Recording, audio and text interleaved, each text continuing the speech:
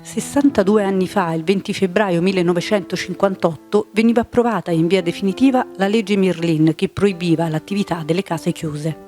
Ancora oggi è aperto il dibattito sulla genuinità del provvedimento.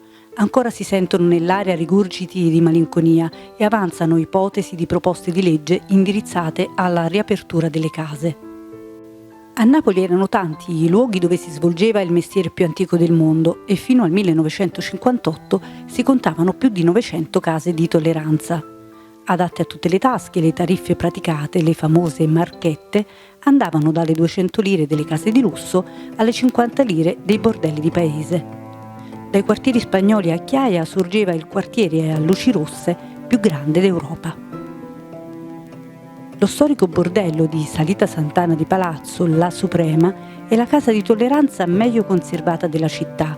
Le stanze del casino sono state attualmente annesse all'Hotel Chiaia Hotel de Charme, che ne conserva il ricordo.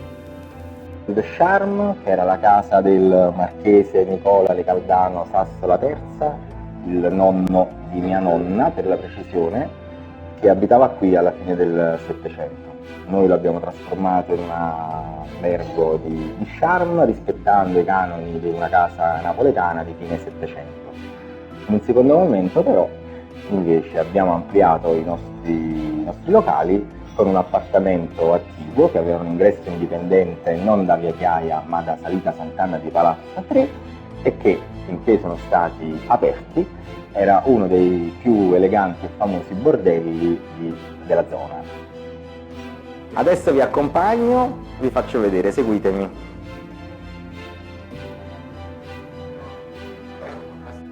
Da qui si accede ai locali che ospitavano La Suprema, che era il nome più famoso di questo antico bordello, casa di tolleranza.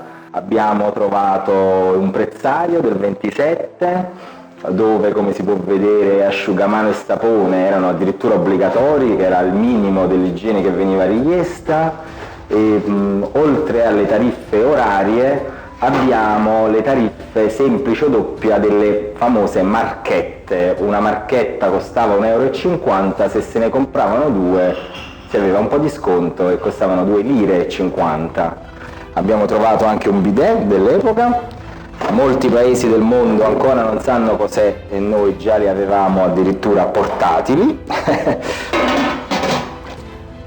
E abbiamo ricreato, non abbiamo trovato tutto, quindi abbiamo ricreato un po' l'atmosfera del tempo che fu, giocando con questi bei parati francesi, e abbiamo anche recuperato questa porta, questa vetrata molto bella, che abbelliva, non sappiamo con sincerità se è l'ingresso o altri luoghi della Suprema.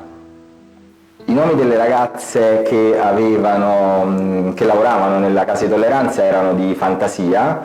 Nanninella a Spagnola, per esempio. Nanninella non si chiamava nella realtà Nanninella, e a Spagnola molto probabilmente perché richiamava nelle sue fattezze una spagnola.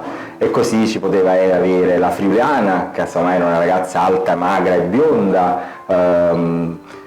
che creavano un po' di esoticità intorno al nome della lavoratrice. Negli anni ho raccolto tanti racconti da persone oggi obiettivamente un po' anziane, anche da parte di nostri ospiti italiani che da ragazzini, da ragazzi avevano studiato a Napoli e quindi si ricordavano la loro frequentazione nelle stanze della Suprema. Mi ricordo un gruppo di anziane signore bolognesi che appena seppero, erano solo donne, appena seppero che le loro stanze tutte erano nell'ala dell'ex bordello, impazzirono di gioia, ma proprio quasi urlavano: finalmente, era tutta la vita che volevo entrare in un bordello, perché ricordiamo che per le donne era proprio vietato anche affacciarsi. Dai racconti ricevuti, che poi sono molto simili all'immaginario cinematografico anche, che parla dei bordelli, sembra che era tutto bello, tutto romantico. In realtà non è assolutamente così, parliamo sempre di prostituzione, le case chiuse avevano un'atmosfera, forse appunto come raccontata in tanti film, in tanti romanzi, addirittura i padri portavano per la prima volta i figli quando diventavano maggiorenni a fare questa esperienza, quindi parliamo veramente di un mondo lontanissimo oggi, ma diciamoci la verità, non cambierebbe quasi niente come situazione generale e di sfruttamento. La legge 75 del 20 febbraio 1958 è nata per arginare il fenomeno della schiavitù della donna ai fini dello sfruttamento sessuale. Non vieta la prostituzione in sé, ma chi la favorisce e la sfrutta. Eppure siamo giovani e sembriamo delle vecchie, e solo per il fatto che non prendiamo mai aria buona siamo quasi tutte gialle in faccia. Mettiamo i belletti per tirarci su, ma se ci vedesse quando ci alziamo. Faremo pena a tutti, meno che a quelli che ci guadagnano su di noi e dicono che noi siamo delle sgualdrine e non abbiamo voglia di lavorare. Loro però hanno macchine, pellicce, gioielli e noi sifilide, tubercolosi e nessuno ci vuole bene. Ci salvi tutte, onorevole, e che più nessuna ragazza entri in queste case come ci sono entrata io e che nessuna debba essere più sfruttata da nessuno e minacciata anche dalla polizia. Si guardi anche da questa, che quasi sempre sono d'accordo e quando non sono d'accordo proprio sono dalla parte loro e contro di noi. Però poi vengono con noi e non ci danno niente. Mi perdoni per il disturbo. Evviva la onorevole Merlin.